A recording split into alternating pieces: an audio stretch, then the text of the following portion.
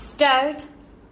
We stand in the middle of the 20th century, and this period has been far-reaching changes all over the world. There have been wars and revolutions. The tempo of change is very great. Any plan that we make, like this 5-year plan, is subjected to the great political, economic and technological changes that we are witnessing.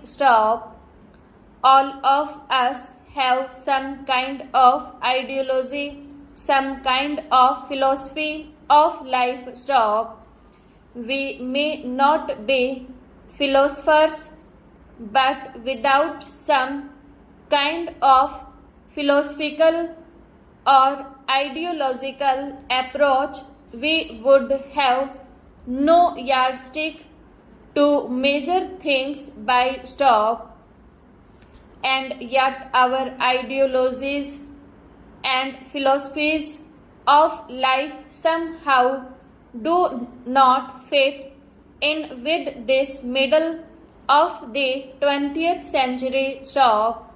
This may be due to the fact that the facts change and circumstances become different. We still hold on to old lines of thinking. The human mind is singularly conservative and it does not change easily.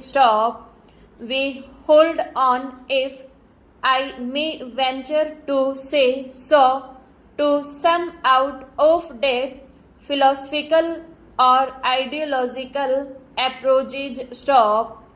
Take the question of war. Many people say that because of various developments in the world, war has become or ought to become out of the question.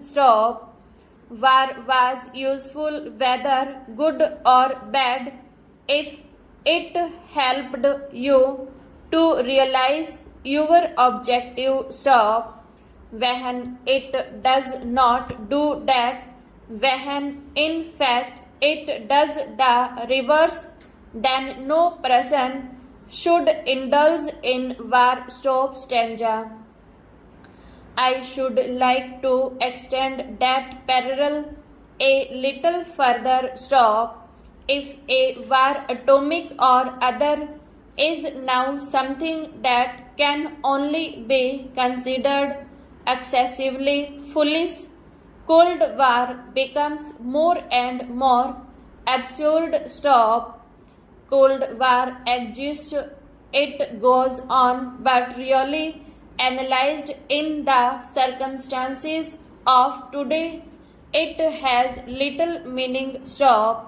Likewise, certain other approaches, some economic approaches, which may have a great deal of truth, just do not fit in with the present circumstances. The major fact of today is the stupendous growth of technology, the tremendous growth of the productive apparatus of society, the tremendous power that human beings possess and are likely to possess in the life from the atomic energy.